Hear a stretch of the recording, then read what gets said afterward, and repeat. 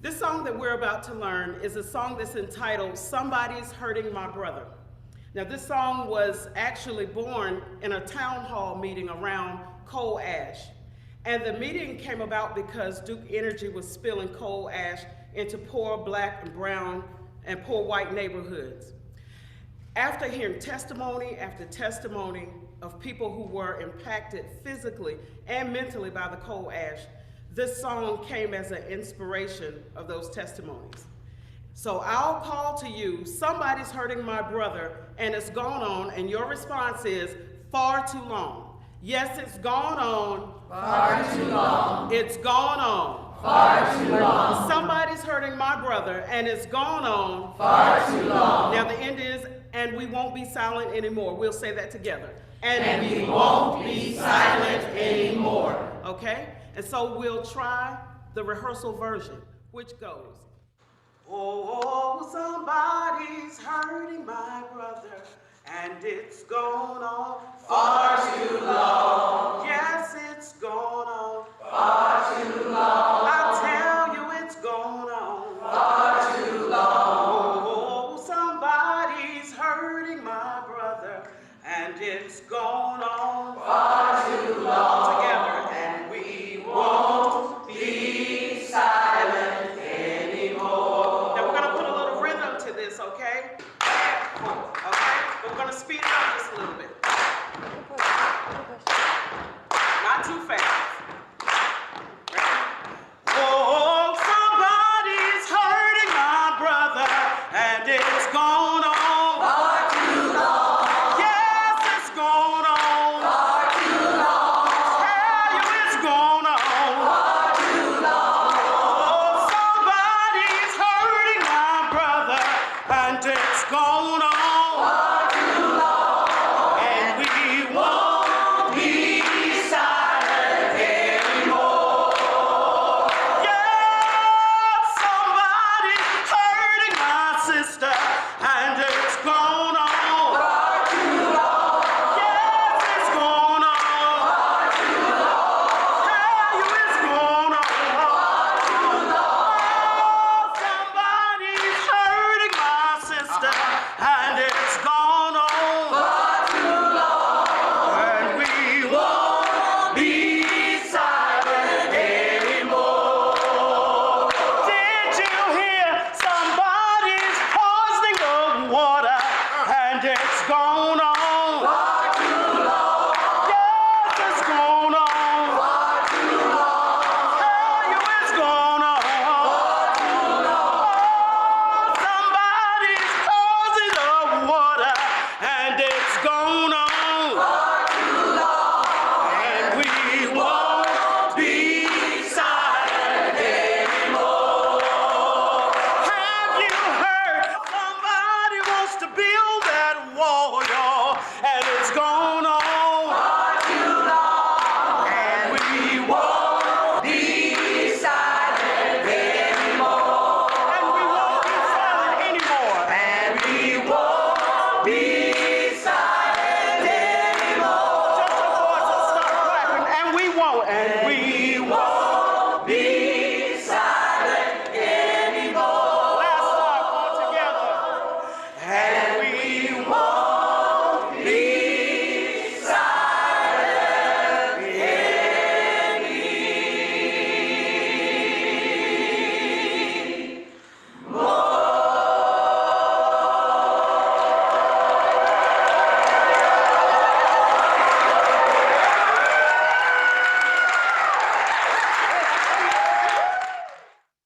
If you wear glasses or contacts,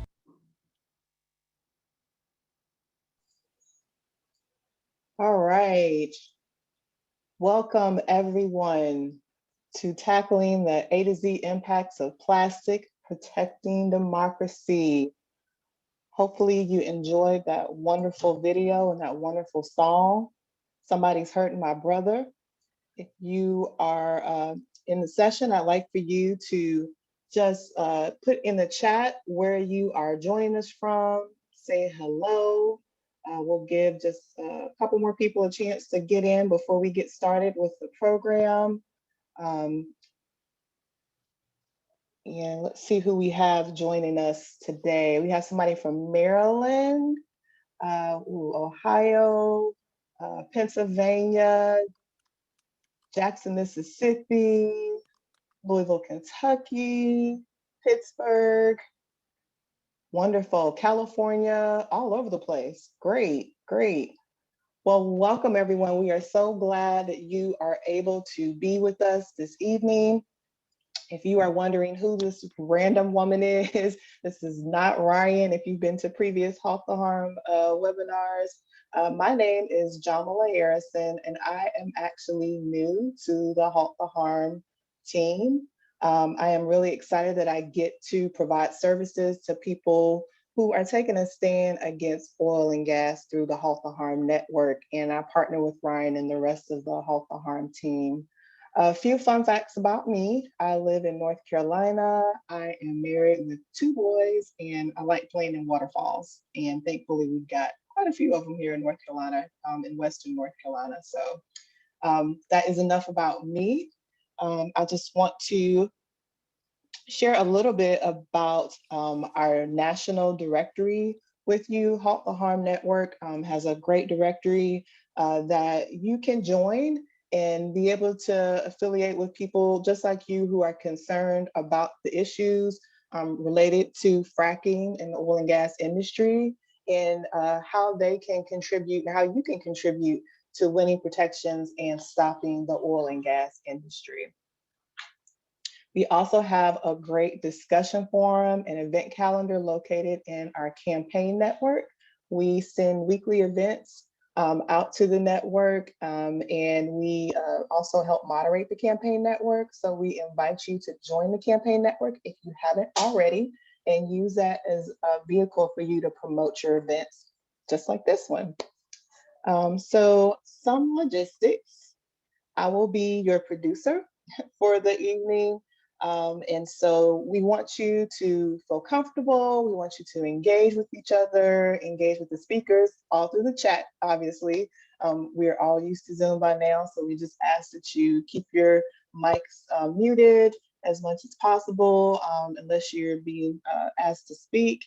Feel free to ask whatever questions you have. If there are any problems, you can contact me at the email that's showing on your screen, jamala@halttheharm.net. I'll be monitoring that throughout the evening. You can also direct message me in the chat. And we are recording this particular webinar, and it is being broadcasted through Facebook's live stream as well. All right, so again, like I said, you can continue the discussion in the campaign network. So we're going to go ahead and get started. If you're just arriving, again, welcome. Let us know who you are and where you're joining us from in the chat. And I'm going to turn this over to Mary Aguilera from the A to Z team. So I will let Mary get started. All right, welcome everyone. As we say in our A to Z team, once you're here, you're family. So now whether you're returning or just joining us, and we are so excited, Jamala, to have you a part of the A to Z team. And Halt the Harm has been crucial to allowing us to really take this whole idea of a digital series to another level and making it actually possible. So we are so grateful to Halt the Harm and the support that they've given us. So welcome to everyone to A to Z, tackling the impacts of plastics, protecting democracy. The A to Z Tackling Impacts of Plastic digital series is bringing together organizations and communities all across the Ohio River Valley and beyond.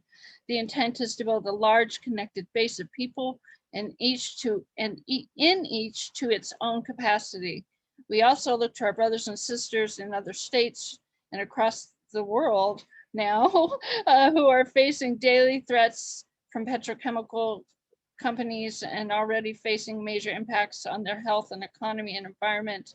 The aim is to provide education, invoke solutions, and determine actions we can take to address the threats of plastics and the petrochemical industry.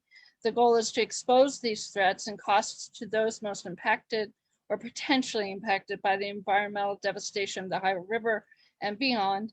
And it is important to understand the interconnectedness of poverty, racism, ecological devastation, militarism within these communities. We are bringing communities together to determine the solutions and actions necessary to protect their health and well-being. And we really wanted to show, I'm so excited. I just came back from North Carolina and DC with the Poor People's Campaign. And, you know, the methodology of the Poor People's Campaign is showing the connectedness between these regressive policies. And really, for me, it's the root cause of why we're actually in this room together. We are so excited to have these amazing panelists that have been doing work around all of these issues and helping us connect all these dots so that we won't have to keep showing up here. Tonight, we're going to try something a little different. I created a document. For me, the chat gets so busy and there's so much information in there, and I feel like we lose a lot of things. So we created a document where you could actually write your questions in the document. You can put information about what's going on in your community. You can put links, you can put, you know, some people just like to share stuff, and then so that we don't lose it, and then we can reuse it and share it out. We're going to put that link to that document in the chat periodically. You don't have to use it, but if you want to use it, it's going to be there. And we're just trying it out and see what happens. So without further ado, I believe I turn it over to BJ.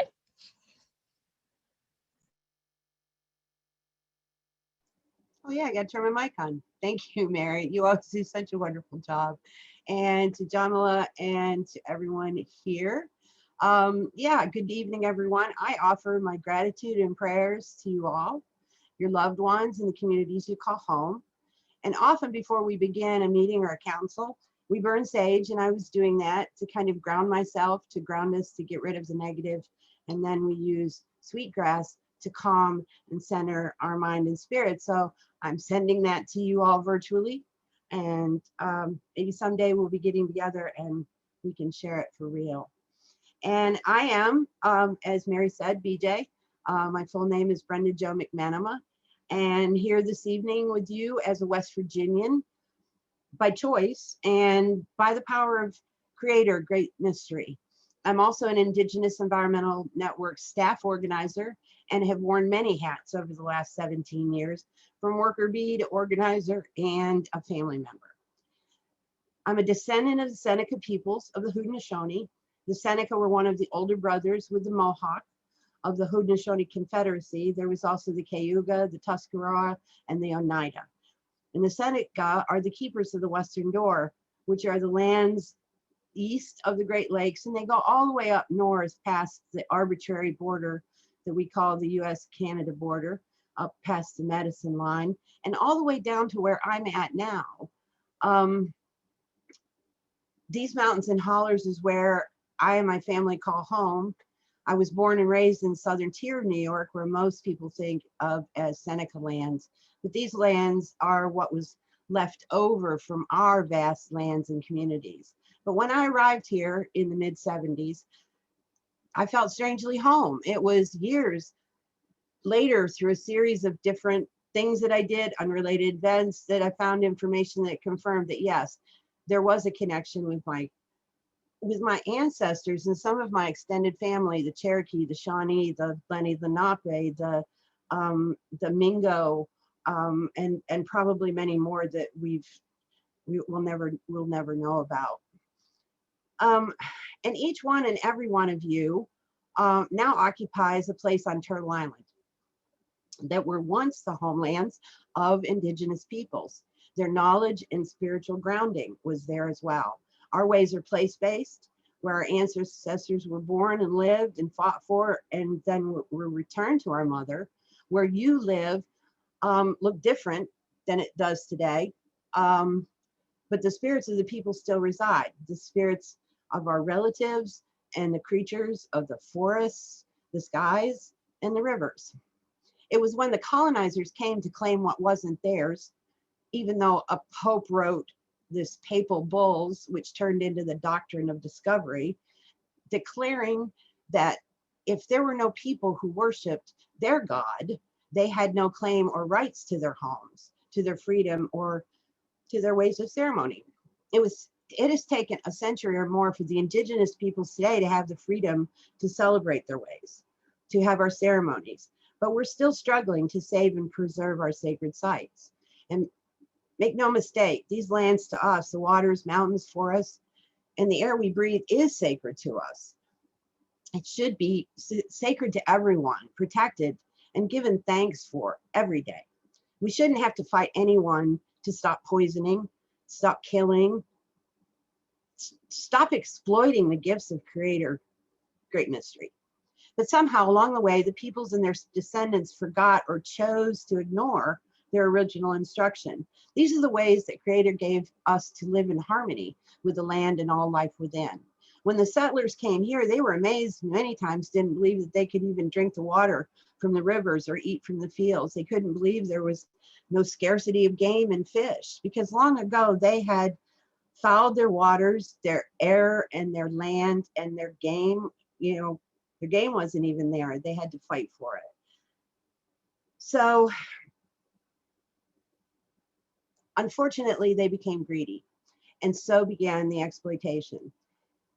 They soon moved to the elements of precious metals, coal, oil, and here we are, pretty much reaching the end of the bounty. We've used up or poisoned or destroyed in some way almost all the gifts that we were given. The settler mindset remains within too many, and even though more people are realizing the error in the endless and mindless consumption in a global economy that has fouled almost everywhere, even the most remote and out of the way island paradises. And it all began because a man far from here gave his blessing to plunder and commit genocide. And even when our peoples complied with the demand that we follow their ways and abandon our own, we were still not allowed our rights to live as we had for countless generations. And it wasn't until 1978 that we wouldn't be arrested and jailed or somehow punished for practicing our ways. And for the Haudenosaunee, this was a total affront to our involvement with the framers of this government. We had long ago formed the Confederacy with the great law of peace as our model and guidance that Peacemaker and Hiawatha had brought forth from Creator, forming a representative government for the people, and by the people. That phrase might sound familiar. And our sachems, sometimes called chiefs, and by the way, we aren't the Iroquois. Story has it that this was what the colonists, invaders, and the Jesuits began calling us, most inspired by one of our adversaries, the Huron, and loosely translated means eaters of flesh. Not really complimentary. But we as Haudenosaunee are people of the Longhouse. And you'll find that most of our nations on Turtle Island recognize themselves simply as the people. The people and various forms, but always as who we are and generally where or what responsibility was contributing to the members of nations, tribes, clans, and communities. Our leaders were not chiefs, as in controlling or as dictators. They were simply the first servants of the people. Each clan and then nation and then confederacy had representatives who carried the will of the people to the Grand Council. And if it was important enough, decisions like who to ally with or who weren't friends, or wars, if you will, sometimes we did have to go to war, but mostly they were to avenge blood, and only to the extent that blood was taken. Our government branches and decision makers now are mirrored in the organization of the US in some form or another. The separation of powers is another concept that we, the Haudenosaunee, practice. As in states' rights, they were clans, communities, and nations' rights. I can't explain it all tonight, and to learn it all takes time and a guide from our nation's faith keepers and sachems. There are references to the relationships formed with the framers, and there was a Mohawk brother present at the Continental Congress and played a part in the drafting of our government documents. Freedom of religion is another concept the Haudenosaunee reinforced in the teachings they shared with Franklin, Jefferson, and I think I've heard before Madison. I just got a book on him because I'm really a student of government. It's in my blood, I guess. I still don't know the whole history, but what I do know is that people were committed to self-governance. Decisions were made by everyone based on the well-being of many. We didn't have jails. Punishment, if there was needed to be punishment, was banishment, which at the time could mean death. And I want you to know, like repeated several times, that I don't speak for the Seneca or the Haudenosaunee. I'm only sharing what I've learned.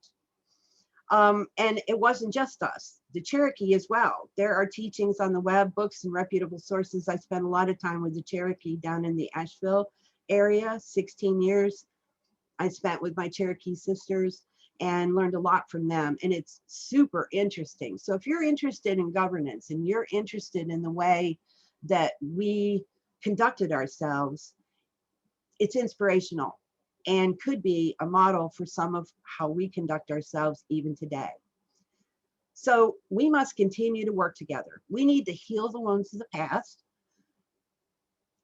and be accountable, right? For the exploitation, genocide, and the continued ways in which Indigenous people are still suffering, the indignities and misunderstanding, greed, ego, hubris, and from the power hungry. Colonization is an ongoing process with native lands still occupied due to deception and broken treaties. Indigenous people are open. That's why I'm here, as we were centuries ago, to hold space with reverence and respect. And there has been some progress in building relationships. It's a two-way street. For those of us who don't worship or attest to the Judeo-Christian ways, we do find where paths cross are very similar in nature, and we respect and honor those who follow the teachings of their ways. And we do expect the same in return. When it comes to the protection of our world, of the relatives that can't speak for themselves, of the rights of nature, we are unwavering. And another reason we are once again stepping out and speaking our truth to everyone. And just one more point I'd like to emphasize. Indigenous peoples aren't all the same, and we don't all celebrate the same. Our understanding is place-based. We don't all live in teepees or wear the same clothing, and I'm sharing now isn't speaking again for all Indigenous peoples. I just wanted everyone to understand that democracy and what our democracy was and how we can reclaim and improve our systems of self-governance. We've all had several centuries to participate in this grand experiment. The framers knew and called it this. Democracy is a work in progress. Democracy, as we've heard before, dies in the dark or in silence.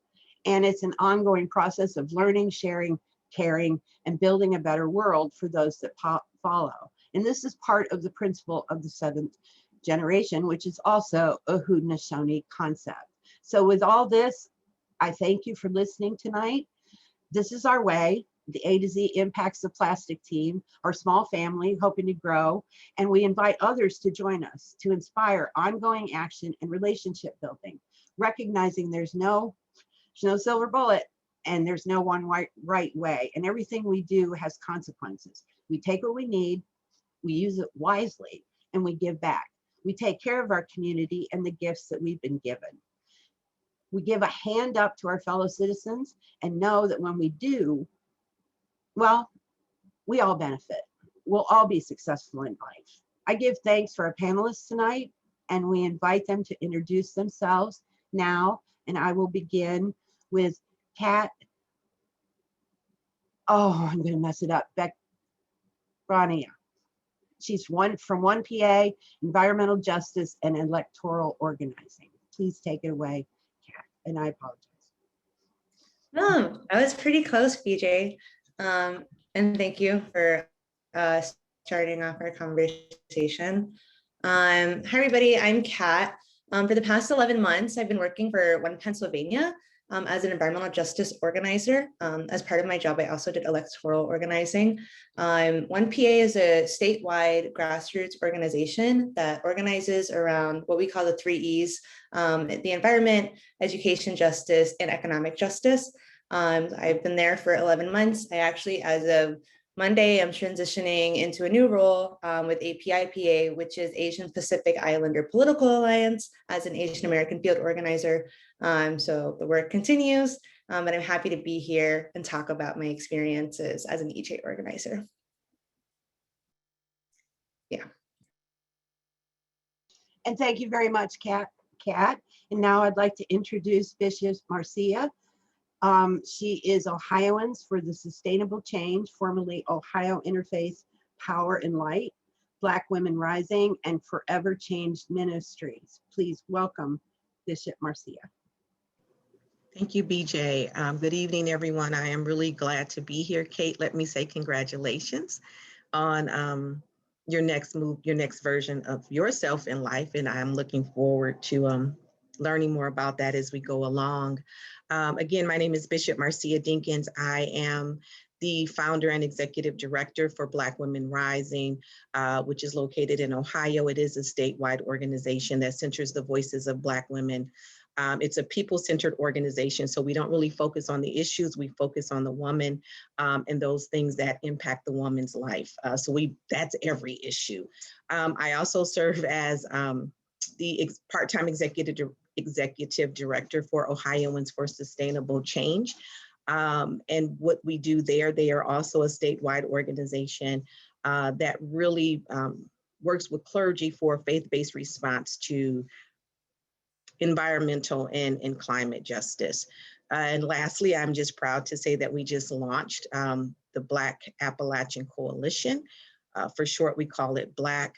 And this will deal with Black invisibility that takes place in the Appalachian regions. And I'm so glad to be here. Thank you. Thank you very much, Bishop Marcia. And next, I'm going to introduce Larry Schweiger from Climate Reality and the Climate Crisis and Corrupt Politics. Thank you for being here, Larry. Thank you. I have had a long history with the environmental cause. In the 70s, I led the House Senate Environmental Committee in Harrisburg, Pennsylvania. I later went to work for National Wildlife Federation. Actually, I spent two different terms with National Wildlife, spending 10 years as president. I also was president of the Western Pennsylvania Conservancy and the Penn Future, which is an environmental organization out of Harrisburg. To this evening, I recently wrote a book called The Climate Crisis and Corrupt Politics. I'll talk more about that later. And also prior to that, I wrote a book called Last Chance Preserving Life on Earth. Just today, the UN had leaked a draft report that warned that we're now going to probably pass over the 1.5 threshold for carbon increasing the temperature.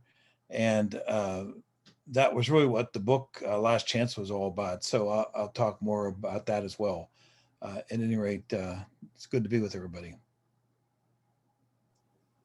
Thank you very much, Larry. And I'm sorry I messed up the book title. That's right. I will be one of your readers. Next, we have Kim Haddow from Local Solutions Support Center, and she's also a preemption expert. Take it away, Kim. Thank you, BJ. Thank you all for having me here today. So the Local Solutions Support Center is the only national organization that looks at preemption, which is when the state takes away power from localities. And lately what's been happening over the last decade is that the use of preemption to stop localities from passing progressive policies, equitable policies, environmental policies. I think you all know that preemption of fracking, preemption of bans on plastic bags. This session, we've seen an enormous increase in the amount of bans that localities trying to move beyond their reliance on oil and gas with bans on natural gas, moving right into electrification. And so the environment, plastics is a major issue that we track in state legislatures. And we are really trying to track the abuse of preemption to help people understand that this eroding of local government means that people don't have their democracy isn't working, right? Their vote doesn't count. Who they voted for can't speak for them. And at the end of the day, we look at preemption and this undercutting of local power as much a suppression of democracy as gerrymandering or voter suppression bills. Thank you very much, Kim. And yes, we could probably all talk on that for probably more than an hour and a half, right? And last, but definitely not least, we have an author and an oil and gas and property rights expert, Colin Derelmack. Hi, I'm a professor at New York University. I'm also the chair of the Environmental Studies Department at the moment. I teach a class called Environmental Justice and Inequality, and I started a center called the Center for Environmental and Animal Protection at NYU, and today, what brings me here in particular is I wrote a book called Up to Heaven and Down to Hell: Fracking, Freedom, and Community in an American Town, in which looks at all of the effects that spill out from the fact that America is the only country in the world where the most common form of property ownership includes the mineral rights, and how this privileges the individual who owns the property in getting to have this personal decision to lease their land without having to consult their neighbor or anybody else, and how, you know, we treat this private property as akin to free speech. I can do what I want on my property, even though doing so infringes on other people's ability to enjoy their property, to enjoy clean air and water. I also take a look, as Kim probably knows more than I do, but the book focuses a lot on this issue of preemption and the ability, you know, the way that towns, and I say, you know, one of the sort of lessons of the book that I'm going to happy to talk more about tonight is that I spent time living in a rural conservative community, and while conservative folks, a lot of them might be skeptical of state and federal government, they're not actually opposed to regulating private property in the name of the public good. They like zoning. They like trying to keep using municipal control over land use to keep certain uses out of rural designated areas, residential designated areas. And one of the things I spend a lot of time looking at in the book is how the extent that Pennsylvania has gone, even after preemption has been overturned by the state Supreme Court, the Department of Environmental Protection is still suing towns and saying that they don't have the constitutional right to enact their own zoning rules. And I've been writing some more popular pieces recently about the potential promise of home rule charters, which have been used in some municipalities, but still now only 3% of municipalities in Pennsylvania have a home rule charter, and that has held up in court as using a home rule charter to be able to prevent or ban fracking or other aspects of the fracking infrastructure like injection wells. So yeah, so those are the kind of things I'm excited to talk about. Wow, my reading list just got a lot longer in the stack beside my chair. Yeah, you guys, yeah, and I would, to just keep up with some of this, if you all have like social media and you post some of this stuff, it can be a burden too, but please share that with us. So if anyone is so inclined, they can follow you. I know I would like to, just in case, because I, you know, I'm not online enough every day, but I do want to learn. So we're going to get started. So we're going to try and keep it,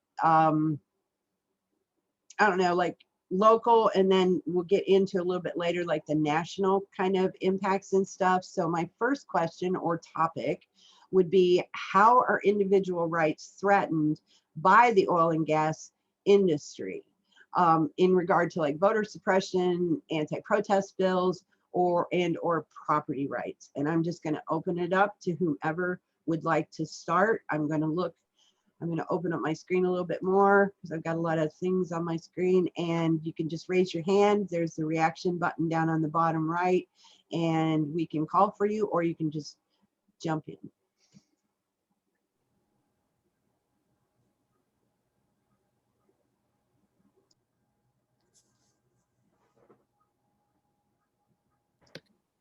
Okay, there you go. Thank you. So I will just pick up where I ended. I mean, the bottom line is that when cities, counties, and towns cannot decide for themselves how they want their community to grow, right?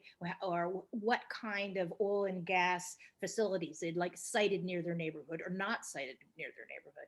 I'm sure most people on this call are familiar with what happened to Denton, Texas, right?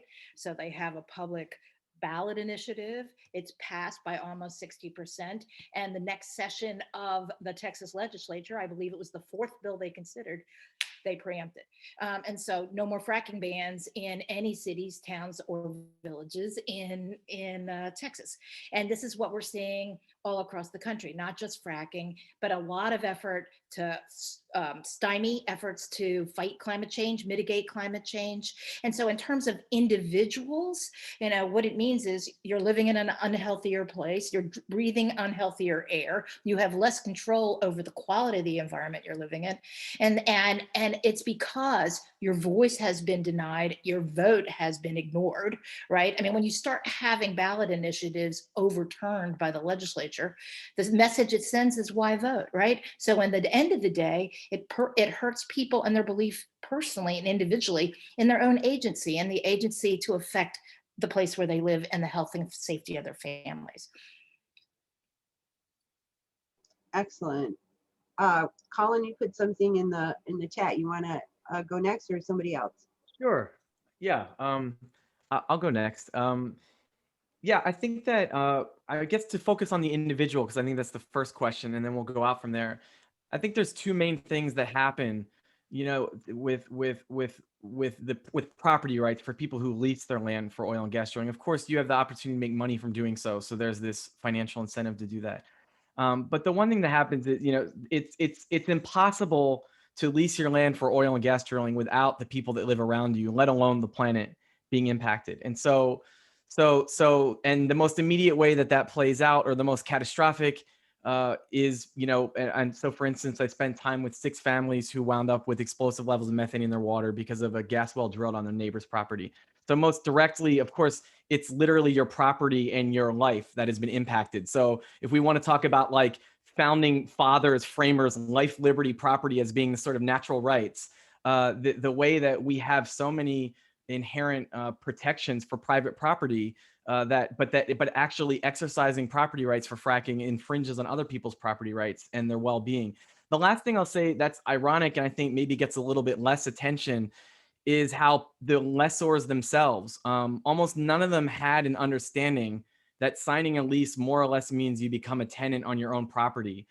People, for instance, that didn't know that until the company showed up, that the permit also allowed them to withdraw thousands of gallons of water from your creek. Somebody I'm friends with who took a shortcut across the well pad in his backyard to be told the next day that a security camera that he didn't know was put there by the oil and gas company recorded him, and that he was going to be arrested for trespassing if he went on this well pad in his own backyard again. A security guard at the entrance of your driveway that tells you you can't come into your property for the next 8 hours because heavy trucks are moving in and out. And so I would just close with this sort of one thing I took away from this is that a lot of the folks I came to know, they aren't against fracking per se, but they really did not understand how much of their personal land sovereignty they had signed over. And certainly a number of them that I came to know would be on board with greater protections for landowners and greater restrictions on the ways that these companies can basically trample over your property rights when you sign a lease. Absolutely. Yeah. Anyone else have any? How about you, Larry? I saw somebody post your book. You're on mute.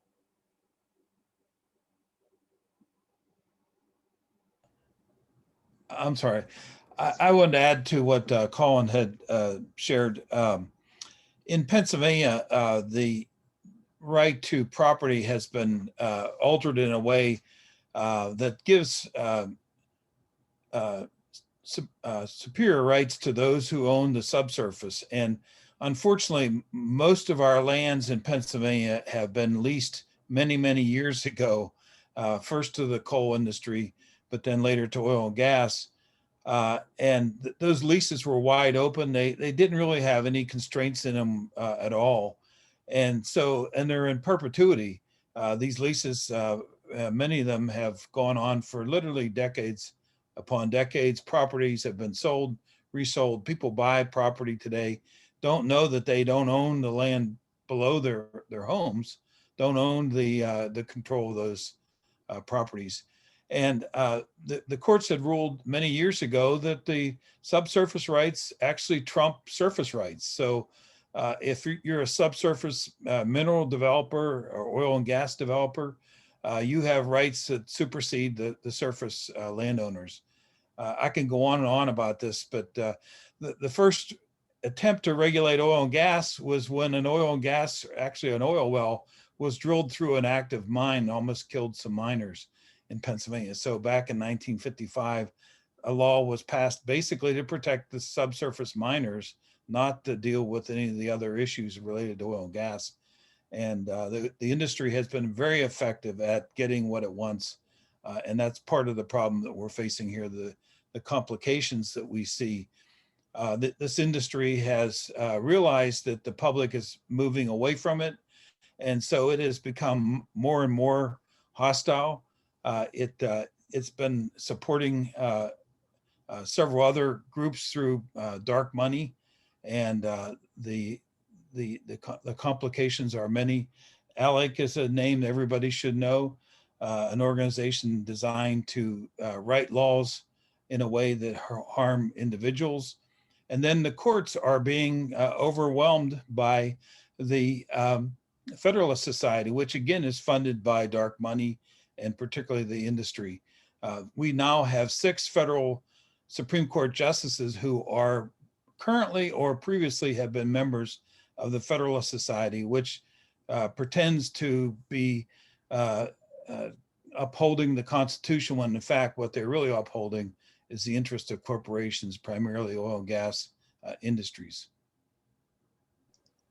And all of this has a lot to do with us here in Appalachia, in the Ohio River Valley, in regard to the petrochemical industry and plastics and underground storage. And so, you know, this is kind of why we're doing this, to connect all this so we know where it's coming from, and we know hopefully how we can fight it. Bishop Marcia or Kat, you work with the community directly with women, Black women. What are you finding? Are there stories? Are there things that you can share with us in regard to what we're talking about here?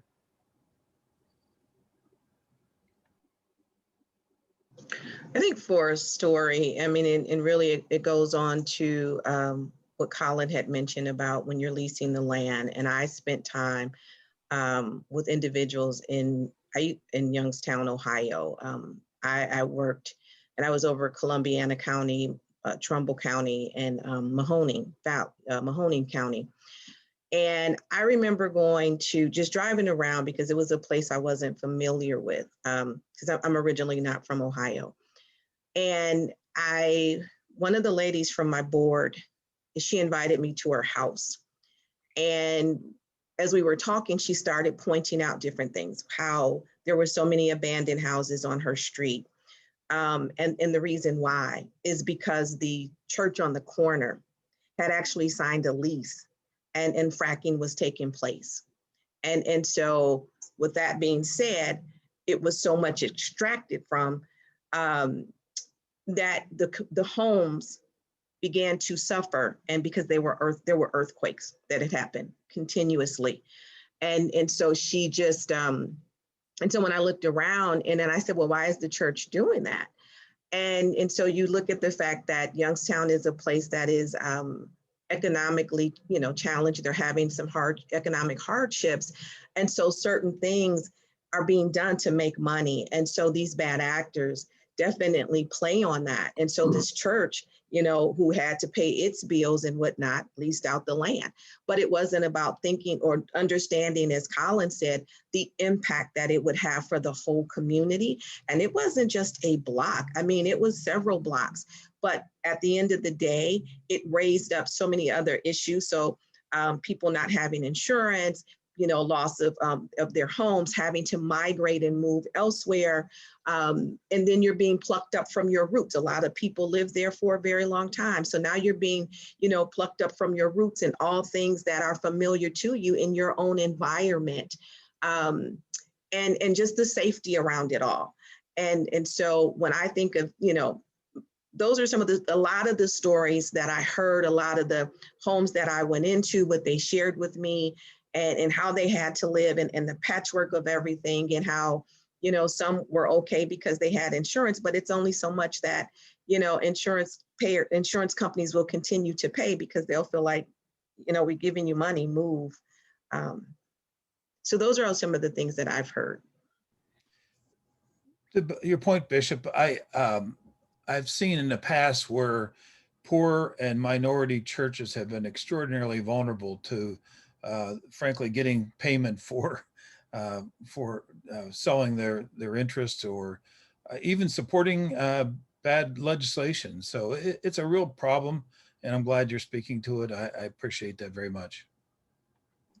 And they're pitting neighbor against neighbor, brother against father, and this happens out on the reservations too.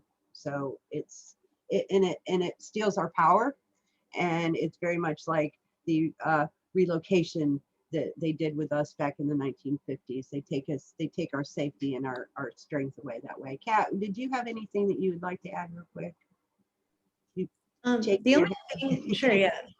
The only thing I would like to add to this conversation is just like a really, I guess, basic, like foundational thought, which is when you brought this question to us, it was posed as like, let's talk about individual rights, like legal individual rights, like property rights. But I think we also need to talk about like just the literal like right to live a quality life, and living in an area that's affected by these types of environmental hazards really reduce the quality of life that people are able to live. You're talking about, you're breathing dirty air, you're drinking dirty water, and these things cannot be corrected by like one homeowner replacing their lead pipes. These are community-based problems and need community-based solutions. And I mean, even like, for example, for people who live in towns near fracking sites, for people who choose to be pregnant, there is such a high rate of stillbirths and children born with developmental disabilities. So even being born into these communities, you are still not given the individual right to have a healthy quality life. And so I think, when we talk about all these like really high level, awesome, important things like property rights, which by the way, go way over my head, we first need to talk about, let's come in this right out the gate, like being in this community is a detriment, and it shouldn't be. Everyone deserves the right to live a high quality life. So that's all I had to add. That's excellent. And this is what we kind of wanted. We wanted a nice balanced discussion on how all of this is connected and how we can work together. So I'm going to find my next question because I forget. You guys are just like so awesome.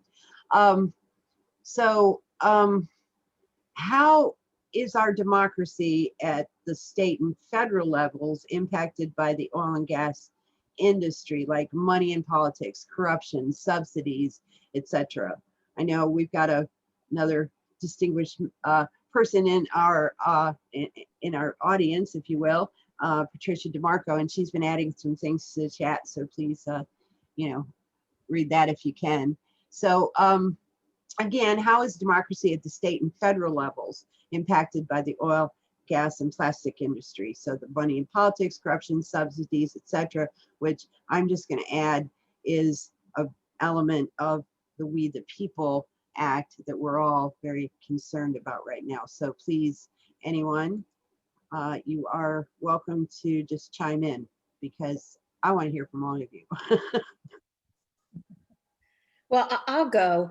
I think that part of what we're seeing here is a very classic playbook at state legislatures. I mean, and when you think about how industry uses preemption, again, making it impossible for localities to enact policies or make their own local decision, the playbook was written by tobacco and by guns, right? Now what we see is someone like the natural gas industry, which last year successfully preempted in 4 states, meant that they stopped localities from banning natural gas hookups. This session, 14 states. All right, so you're looking at 18 states already. I mean, that is almost half of the states in the United States. It's over a third. And when these things get that kind of momentum, You know, that the industry continues to push. They continue to have numerous lobbyists in every state capital where it's much more efficient, and frankly, where they have much more influence over individual lawmakers than they would over mayors. You know, there are 13,000 plus cities and towns in the United States, according to the National League of Cities. That would be very ineffective and inefficient for them. So if you look at what they've done with plastic bans, also bans on plastic bans, I think right now there are 14 states that preempt localities from enacting their own bans on plastic. And again, the industry, I mean, look how it took advantage of COVID, right? They were so smart and fast out of the blocks, right? Oh, these single-use plastic bags are more sanitary. I mean, you know, they have the money, they have the communication skills, and the industry then basically writes policy, right? And determines what the policy is in the states. If I might pick up on the point of the industry writing policy, you know, for those who have never looked into ALEC, ALEC actually has these national meetings where they bring state lawmakers together with industry voices, and they sit down actually behind closed doors without any public scrutiny whatsoever, write these ideal bills. And so when you see the language, and I used to work at the General Assembly, so I know what an ideal bill looks like. But they come in and they offer these bills then into the General Assembly, and they're basically lubricating, because the lobbyists are giving money to the lawmakers to push their bills through the legislature, and that's happening across the country. When we see these bills that are criminalizing the protest of pipelines, and you see the effort to you know, limit people's rights in so many different ways. These are driven by ALEC. ALEC is a very, very dangerous new theory and new approach to lobbying. Instead of the lobbyists talking to lawmakers to change the laws, the lobbyists are writing the laws, and the lawmakers are following the lead of the lobbyists. And then you have the courts. The Federalist Society is an organization funded by dark money, and they present themselves as a pro-life effort, so they get all these pro-life judicial appointments who are actually pro-industry. These are corporatist appointees. And so we have our federal system now peppered with these people who are doing everything they can to protect the interests of corporations. And we have it all the way to our Supreme Court with a supermajority now of Federalist Society judicial people. So we've allowed this to happen. While we were fighting to get climate legislation passed, they were fighting to rig the entire system to prevent the passage of laws. And that's really what I deal with in my book. I was in 1990, we passed the Clean Air Act working with Senator John Hines and Senator Tim Wirth. That scared the industry when they saw that we could regulate acid rain. And they started to build a machinery to stop us from doing any more of this kind of thing. And so they have been very successful. While we were lobbying and campaigning for climate and other environmental protections, they were rigging the system so we could not pass legislation. And now we have a situation where the lawmakers are telling us they're not going to pass anything. They're going to stop everything. And so we have a really sad situation that we need to overcome. So democracy is interwoven with protecting our planet, with stopping the pollution from plastics and a whole range of other threats that we face today. And these are the things that we need to make very clear in our educational outreach and when we get on social media and we talk to people, because yeah, it's just disgusting. They don't even earn their filibuster. Anyone else? So I'd like to piggyback off of what Larry said, because one of the things when you mention ALEC, we have to remember that ALEC is in all parts, from criminal justice reform to climate and you know, everything. And so the one thing is that and I agree with you, BJ, there has to be this mass public education and popular education, as well as political, because of the fact that, let's take the Koch brothers. who has spent a lot of time trying, dismantling so many things. But at the same time, going back to people who have a need, or organizations who are trying, nonprofit community organizations who are trying to build, they maintain a locus of control as well, because then they come in and they fund people. And so it's like, we're funding you. And so how do you really build the power that you need for the change that you need when you've already, sold your soul to the devil, so to speak? You lose your voice, you lose your power. And ALEC has been like that for a while, a long time. And so this is why we have these harsh criminal justice, these laws around criminal justice reform, while we are dealing with climate deniers, while we are looking at all of these environmental injustices with the fracking and the capitalism that comes from it, all of these voices. And to be honest with you, and again, this is why education is so important. We shop at some of those places. Pennies was a part of it at one point in time. We didn't know that.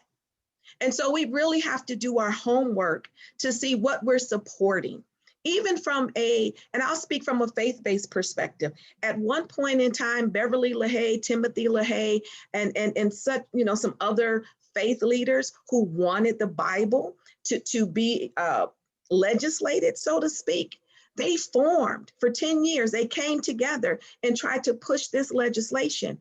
And again, when I learned of that, I'm like, wow, but these are the same people that we watch them on television. People send offerings to them. They're buying their books. They're buying their CDs, they're supporting them in all kinds of ways. And so in a way, unbeknownst to us, we've been funding our own demise.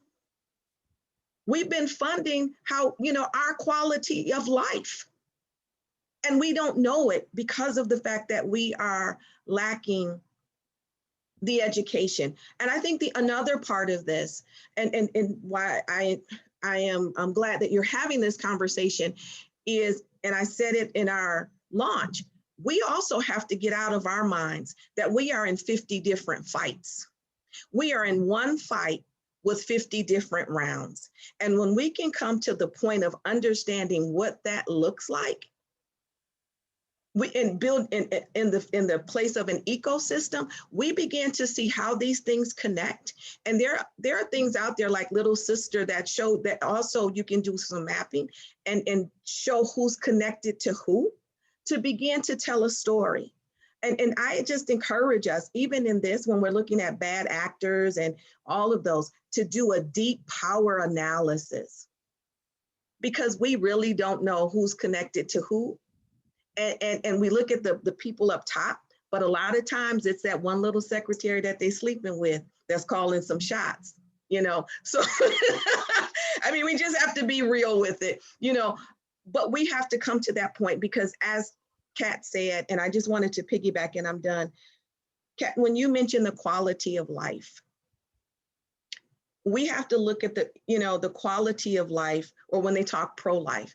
When we're talking and somebody says I'm pro-life, then pro-life means you have to take care of the planet. You have to take care of the trees. You have to take care of the grass. You have to take care of the water. You have to provide resources to take care of children. You have to provide access to healthcare. You have to provide economic mobility and stability. You have to have jobs. You have to quit over criminalizing people and, and rehabilitate rather than incarcerate. It's so much broader when we're talking about a quality of life, and we cannot keep environment, compartmentalized, because environment is right where I stand today, right where I'm sitting today. And that quality of life is inside my house and outside my house and even where I work. And when we can begin to put the purple thread through all of these, then we can build the power that we need. And then we can start pushing against people like ALEC and depoliticizing, desensitizing and deconstructing and unseating all of the crap that we have had to go through. I'm done. I don't really want you to be, but I couldn't agree more. And I think what a lot of people, and I'm older, and I remember a time when none of what we are talking about now was necessary. single-use plastics, and I mean, just all kinds of things, right? You know, people think we're gonna send it back to the dark ages, but it was a good way of life, and there are alternatives, and they aren't hard. So I think some of our education that we put out to people is some of these alternatives that they can use, you know, and I'm not saying repurpose, recycle, reuse, whatever, you know, because we need to hold these companies, these corporations accountable for what they do. Don't put the onus on us. We've got to put the onus on them. And I will shut up now because I'm not a panelist. I would love to follow up with Bishop Marcia's comments, which were amazing. And, you know, thank you for all of that. I would like to kind of bring it down a little bit. I guess that's my role on this, is to talk about like the voter perspective of all of this. So when we talk about, you know, like how are our politics affected by all these industries, I think there's also a really difficult thing that we've all experienced where it's like, how much can I expect out of my elected officials? And when is the appropriate time to push? And there's a lot of times in progressive policies where I think a lot of people are afraid of splitting hairs in voting between a candidate who maybe is there an incumbent and they've done like a fine job. Maybe they have addressed plastic in your city, but they haven't addressed air quality. They haven't addressed lead. Maybe they've addressed energy, but they haven't addressed fracking. These are things that are some of these things are very important, but there are kind of more pressing matters here. There's a progressive candidate running against that incumbent. The question becomes, do I kind of like risk it all and vote for this progressive candidate who I think will enact changes that are really broad and affect my day-to-day life? Or do I want to stick with this incumbent who is consistent? I know where they're getting their money, and I know that's why they're not doing anything about fracking, and they're not doing anything about air quality, they're not doing anything about lead. Do I want to stick with what is consistent and what I know, and that I think that other people are going to vote for too, or potentially risk voting for the wrong candidate and then losing votes to a different candidate who does not address any of my issues at all?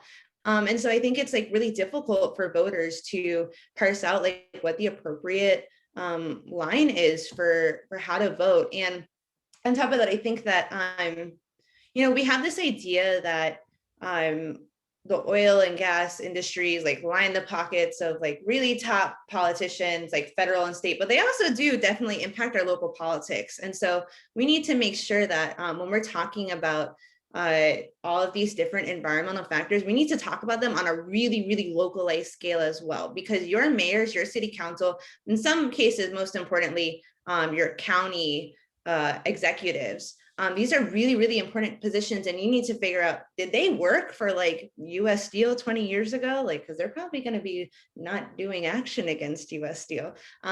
So from a voter perspective, these things are like really difficult to parse out. And so that's just the perspective I wanted to offer to this. One thing I would like to come back to, Bishop Marcia, a friend of mine, Ron Sider, wrote a book called Completely Pro-Life, and where he addressed this whole range of issues that people who claim to be pro-life need to address, including the environment and so many other things that you've cited. I actually think a lot of the so-called pro-life people are being duped by the industry because they pitch themselves as pro-life, but when in fact they're actually rigging the system to thwart the voting rights. There's even an effort now in several states to override the voters after the decisions have been made at the polling place, to look at the outcome of those elections and to say that they don't count, that the legislature should have decision making. And these are really anti-democratic efforts that are being advanced. And I think a lot of people who consider themselves pro-life are being snookered and are being terribly misled. And I think we should make that a point of our efforts, because we need to reach these people and help them understand that if you're going to be pro-life, you need to be completely pro-life, and you need to protect the welfare of children, the welfare of those exposed to toxic chemicals, and of course, those of all of us who are exposed to a rapidly warming Earth. I would ask you all, because I think Colin might have something to say too, but would, you know, I think some of the problem is that a lot of people don't know how government works, how it is supposed to, you know, how it's supposed to go along, you know, I mean, just right down to the separation of powers and, you know, how legislation is enacted and all that. So just saying, you know, civics. Colin, if you have something. Sure. Well, I think, and this is one area, and Kim's been talking a lot about this, but where I think preemption is really insidious because, you know, so my book is based on living in North Central Pennsylvania for a year, and despite the fact that actually communities can't stop fracking through local land ordinances, most people don't know that because there still needs to be a permit hearing. So people come just like they would come to a zoning meeting for something else, like where then you come and you can testify and say, these are the reasons why this is a danger to our community. And I literally sat in meetings where communities would say, you know, for instance, like one thing that was on the docket was whether a parking lot could be put in a rural zoned area. It couldn't. So people complain that's not consistent with the rural character. It was shot down. And then the gas well proposal comes up. People say, this is not consistent with a rurally zoned area. This is a danger, all of these trucks. And then the Board of Supervisors says, well, in the end, it meets the state requirements as far as how far it's set back from the nearest water source. So we have to allow it. And people couldn't believe it. And people didn't understand it because there's no other industry that gets those kinds of exceptions in that way. And I'll just add, the last thing I'll say is that, you know, Act 13 in Pennsylvania was the state preemption law, which was actually overturned. So the rights, the home rule rights of communities were upheld. And one of the Supreme Court judges who decided that case called local land ordinances the purest form of community democracy. This is the one thing this is the most basic way, getting to Kat's point just about life in general, that people can adjudicate between your right as a private landowner on what you get to do and the Commonwealth, the good of the public to enjoy quiet, rural character, to enjoy clean air and water. And despite the fact that home rule was upheld, the Department of Environmental Protection continues to sue municipalities. It's supposed to be protecting when municipalities are trying to enact their own environmental protections, they're getting sued by their own environmental protection agency. The one thing I'll close on though is that, and I've already alluded to this, but there's only a couple dozen municipalities in Pennsylvania, for instance, that have actually enacted a home rule. You have to opt into it. You have to vote to create a home rule charter. And then you have to specify, if you do that, and Pennsylvania and some other states have this, there's an actual environmental protection clause in the Pennsylvania Constitution. And so if you enact a home rule charter that says it is the responsibility of our community to uphold what is in Pennsylvania's Constitution, the rights to clean air and water and the protection of natural amenities, that can be upheld in court. And I actually think that these preemptions are pretty legally dubious in some places. It's just that it's about finding the right way to craft that. And there's some examples of successful communities that have done that. I just wanted to add one thing. Well, amen to that, Colin. Thank you very much. But you know, the other thing I would say is democracy. If you know, I see a lot of despair in the chat. I mean, people are feeling overwhelmed, but democracy can also work in your favor.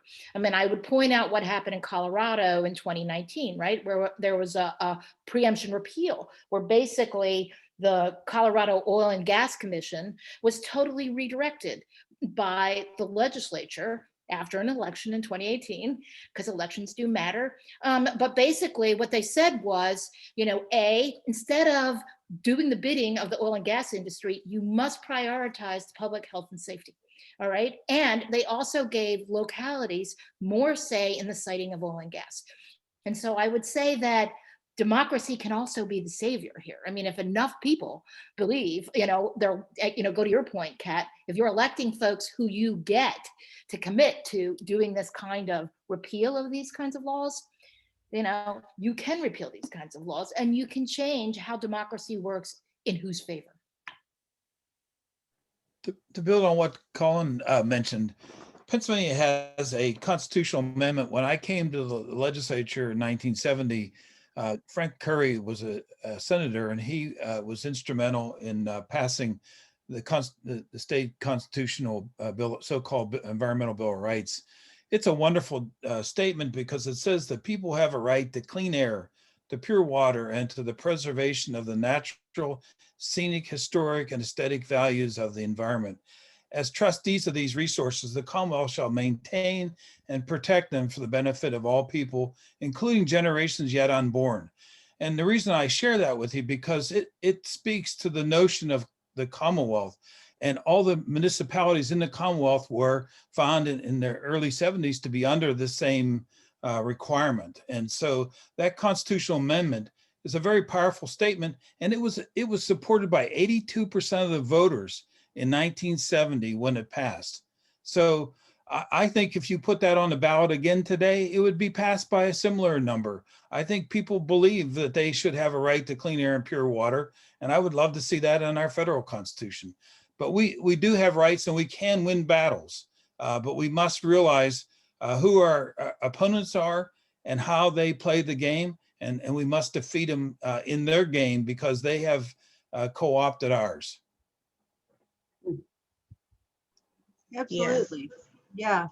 And one of the things that we work for as Indigenous peoples, because it's in the United Nations Declaration on the Rights of Indigenous People, and I posit that I think every community should be afforded this free, prior, and informed consent. And then consent is not,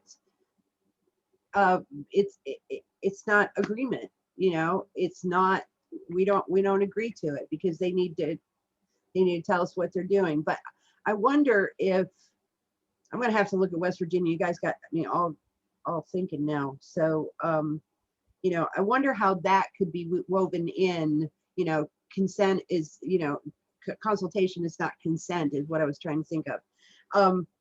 How that could be woven into home rule. And, you know, we need our little communities here, rural Ohio, rural Pennsylvania, wherever this is taking place really needs some of this education, and I think it would give people hope, like Kim said.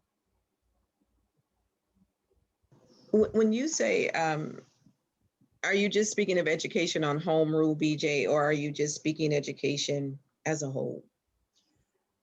Education as a whole, but home rule is quite interesting, and this is the first time I've really heard it much. I mean, I think I've heard it in passing, but you all explaining it to us is has a lot of potential. And the only reason I ask is one of the things, piggybacking off of Larry and Colin, Kat and Kim, and even yourself, because the thing about it is this, we have power.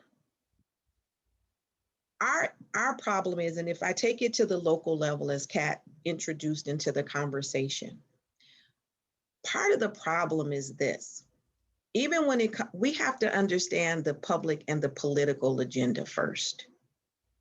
We have to understand that everything that is bellowed out in the public does not go onto the political agenda. We also have to understand how problems are defined by decision makers. I think the 2020 election definitely demonstrated the language or the code words that's used to create confusion, to make you think that this is for you, when in fact, that sexy framework is really ready to rape you. And so at the end of the day, we have to not only understand the electoral process, we have to understand the policy process. How do we in our local communities become a part of participatory policy making? How do we train people on participatory policy analysis? Yes, train on home rule. How do we train? How do we even incorporate this into the broader conversation so that we are layering in how all of these other things are birthed out? be it voter suppression, be it, as Thomas Sowell calls it, you know, the ideology of the anointed, the vision of the anointed. I think Larry used the word ideal earlier, and we have to realize at the end of that, you can put ologies, ideologies. All of these things do not go on anything empirical. It's ideology. And the only way you understand ideology and the paternalistic way that decision makers think that they have to come in and show up is to be able to understand the policy framework, which will then incorporate all of those things. But we fall short because we don't understand how to do a policy analysis, what's incorporated inside of that. How do we understand what's on the political agenda versus the public agenda? What are those code words? How is the problem being defined? You know, who are the political actors inside of that we don't even see, the self-interest groups? It takes a lot, and sometimes I think it becomes overwhelming because, especially in the space of social justice, a lot of people are volunteering. So I would, you know, my question would even be, how do we even begin to do that? And how do we slice it up in such a way that it's digestible as well as recyclable? Because we need to be able to equip people to be able to rinse and repeat and take that into our communities. Because at the end of the day, the very things that they are, the very people they are fighting against, the very communities that they are coming into, are the very communities, the very people that have the power. And they know that if the communities and the people came together, there could be a policy shift. But as long as people are treated as disposable, talked about as disposable, invisibilized, commodified, objectified, excluded, exploited, and extracted from, and their hope dissipates, we stand still. And there's much to this in this conversation. And even when we talk about the quality of life, and I just speak truth. I don't mean to be offensive to anyone.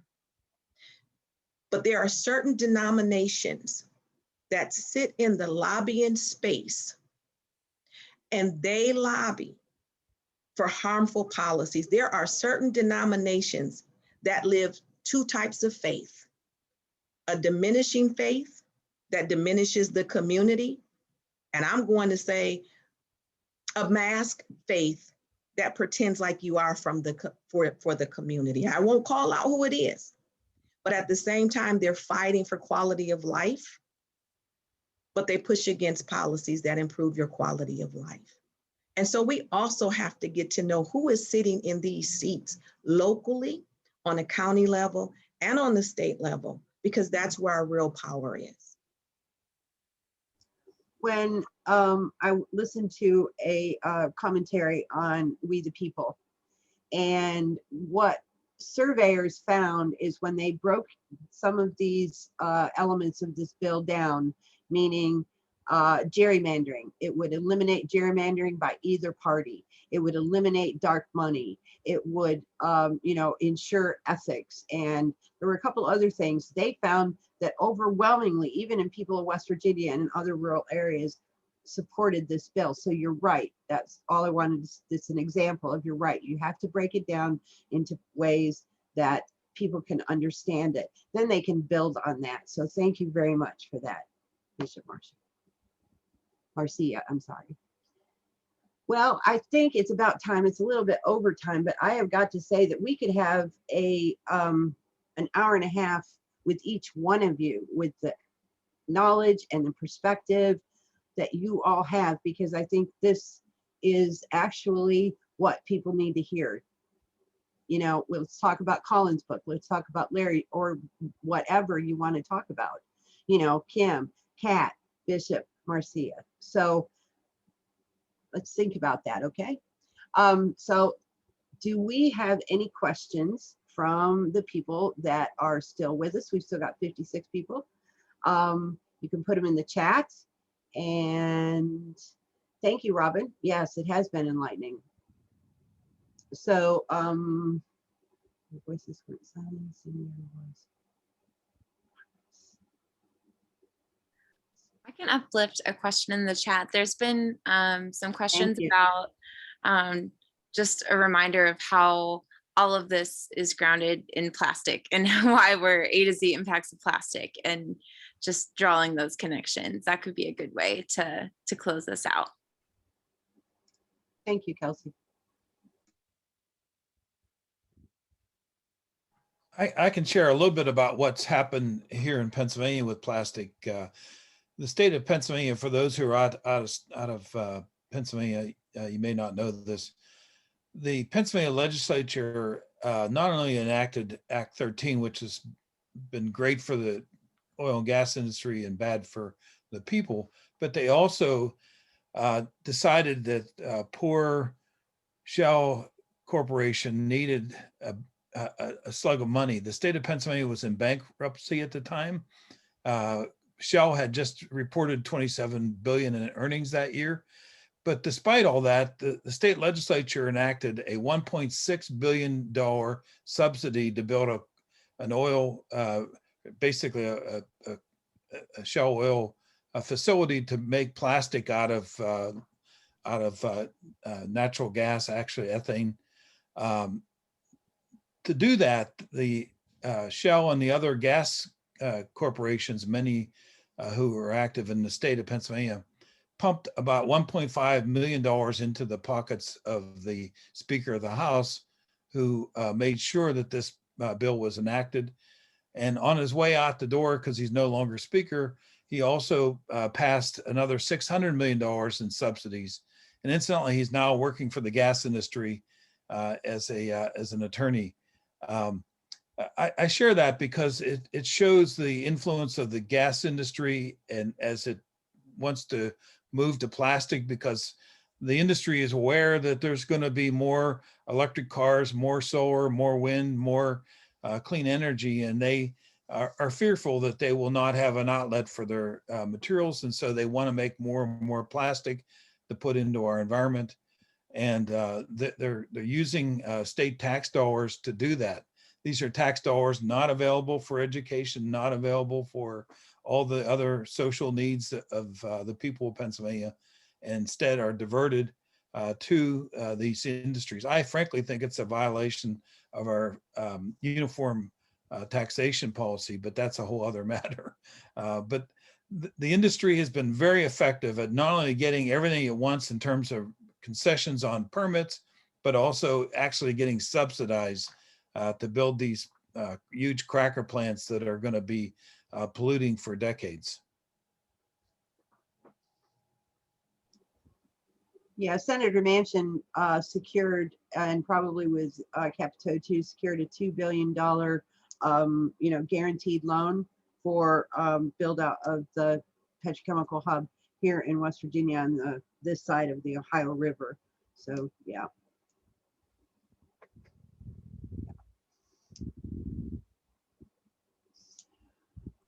I guess you Today, could say a the little bit Delaware more. River Basin banned fracking. Have you guys heard about that? Go ahead, Delaware, Paul. the Delaware River Basin. The DRBC, the Delaware River Basin Commission, has compact status, which means it has both federal and all the states around the Delaware. It has real authority under the compact, and they wisely decided to ban fracking within that part of the watershed, which includes a big chunk of Pennsylvania, and it's a very forward-looking effort on part of the DRBC, and I laud them for that. That's a terrific point. I was just going to say a tiny bit more about this question of plastics. I mean, fracking and plastics are one. I mean, ethane, which is what these huge petrochemical so-called cracker plants are. Ethane is a byproduct of fracking, and now it even more so are they joined at the hip, because as the oil and gas industry is facing the blowback and divestment and all kinds of activism around keeping fossil fuels in the ground, not burning fossil fuels, they're turning towards saying, well, we need to be fracking for plastic, and plastic is a necessity of life. And so it's like actually the future of fracking is probably, as much as there is one, is more about plastic than about powering our automobiles and our homes. And so all of the extraction that is happening is directly is indirectly, but often directly related to plastics production.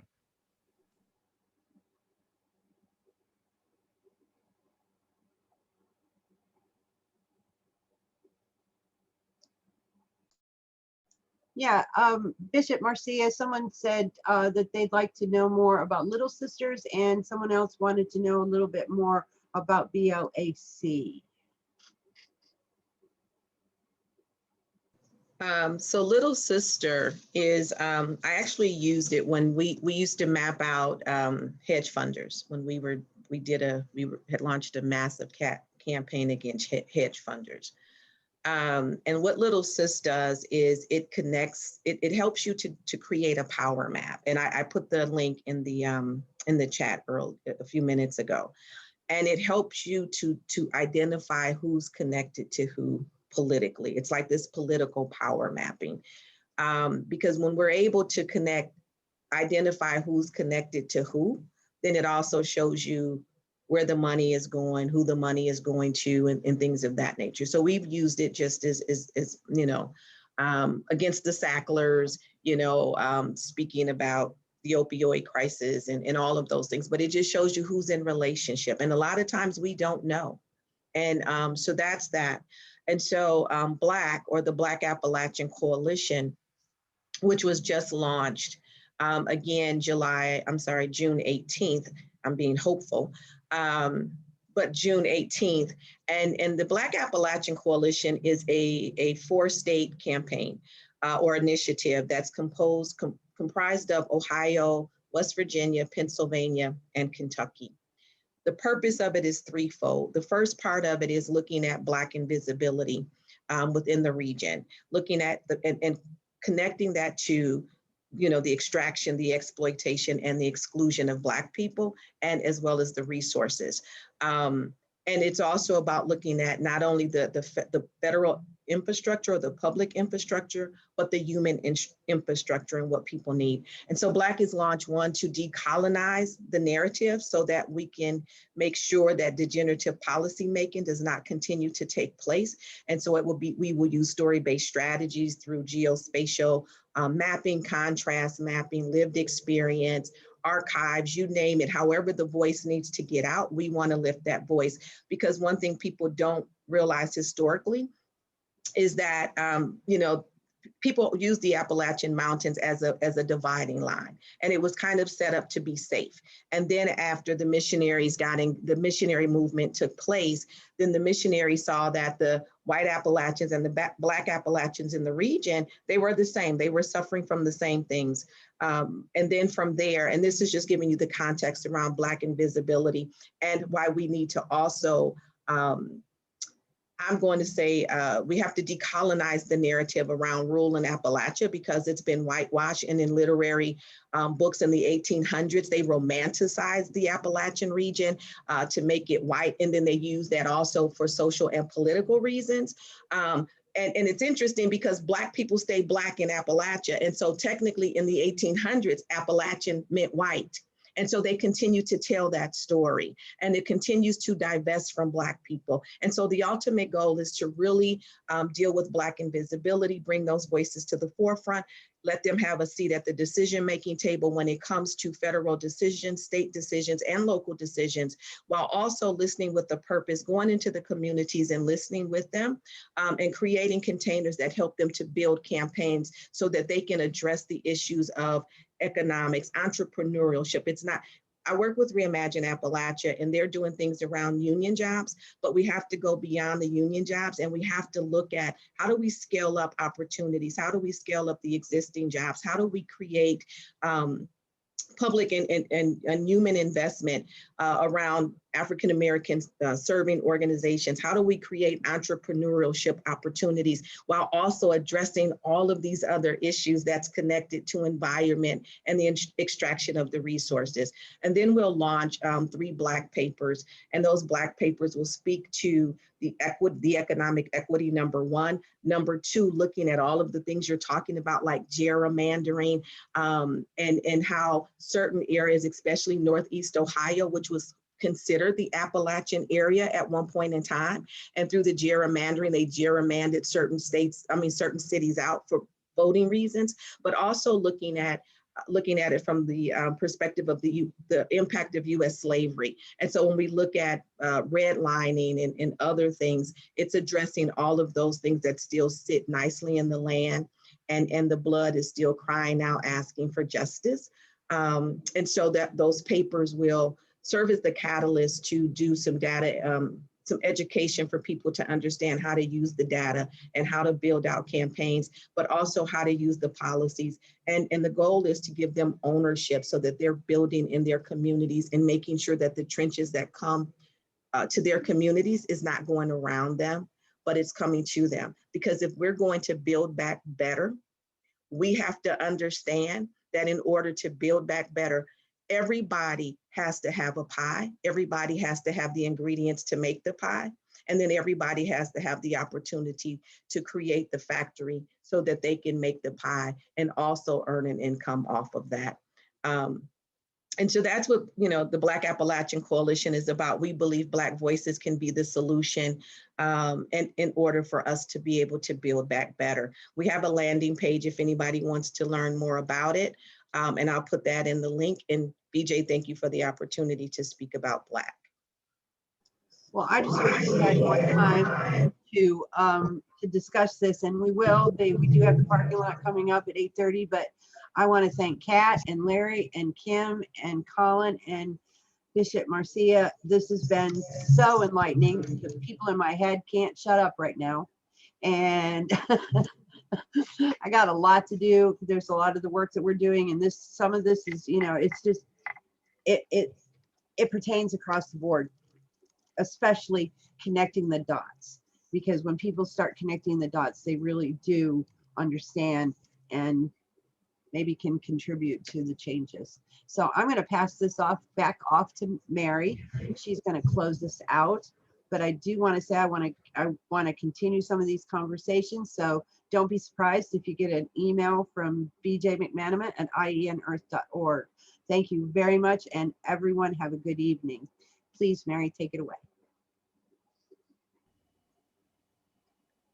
Great, thank you so much. And for me, this is exactly why we had to come, all of you to come and to talk about these amazing, like BJ said, my head's just like going a million different ways. So I think we're on to something. I think this is why we haven't come to put all brilliant minds together that are doing this work. And so that the kind of the cream rises to the top, and we can start to really build some solutions, and all the people that are here, not just the panelists, but all of you that are contributing. It's about all of us coming together and taking what we've learned, and we have the solutions, and that's a false narrative that's out there, is that we don't know what's good for our own communities. So we need to take all of this information and start to pull it together into some kind of strategy. So thank you. We do have one slide. I apologize, we were not able to put together too much of a call to action. We put a few things in here.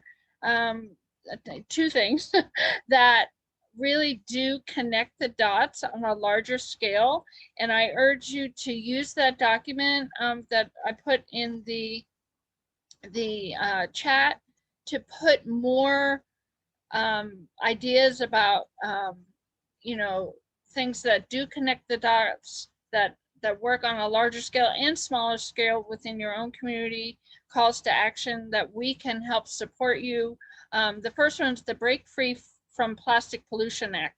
This is an incredible act that is now, it is a comprehensive cradle to grave,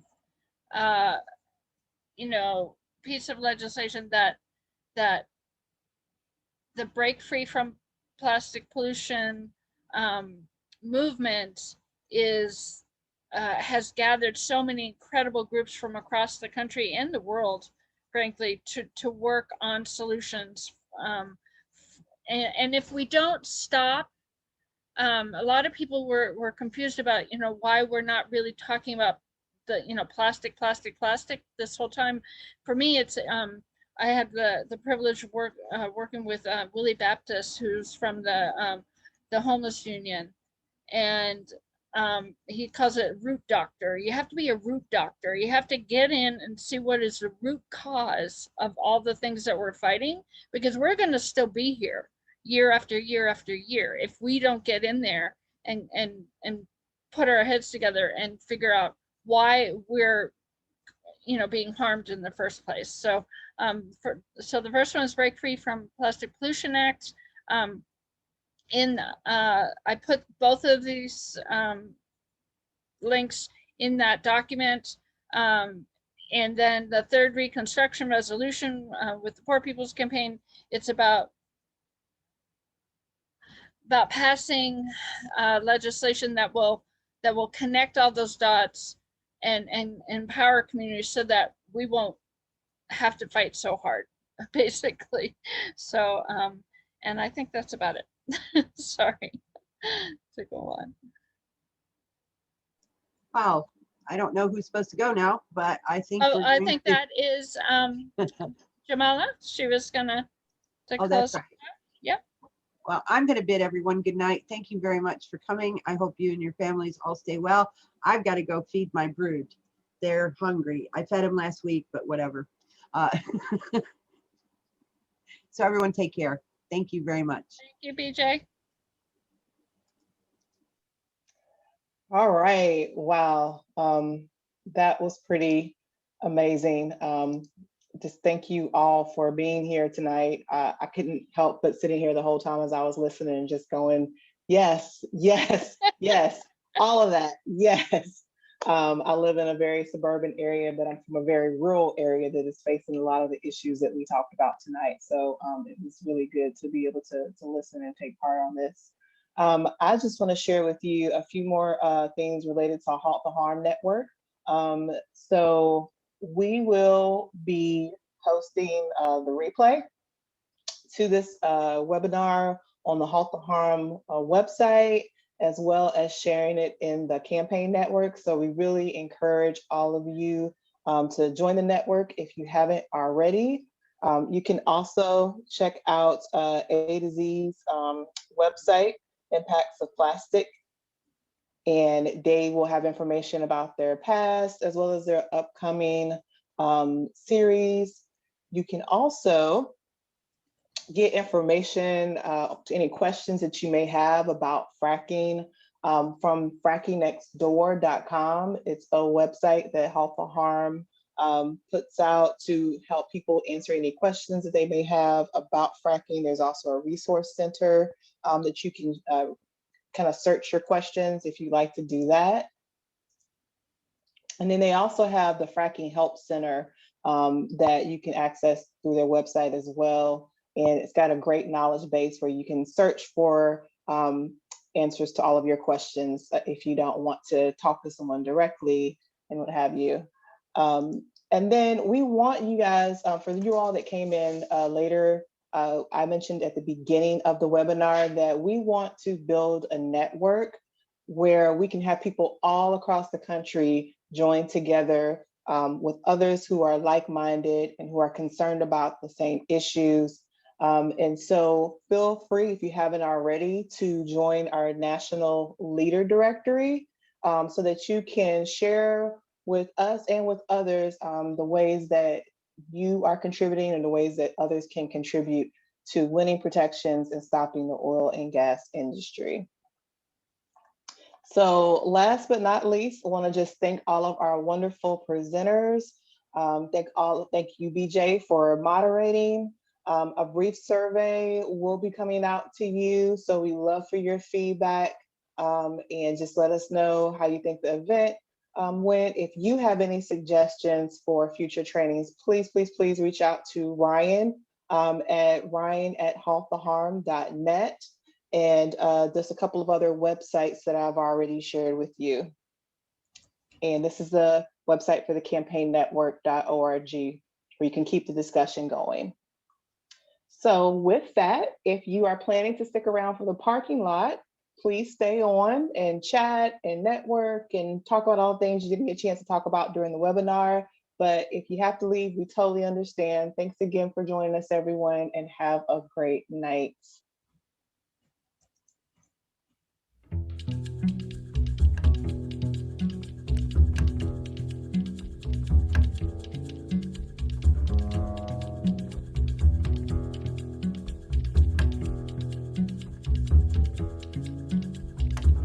Who are you? What have you become? What have you done to this beautiful kingdom? I don't want your guns, I don't want your poisons, I don't want your weapons and tools of mass distractions. I don't want your red flags, don't want your baggage, I don't want your hate speech, your supremacy.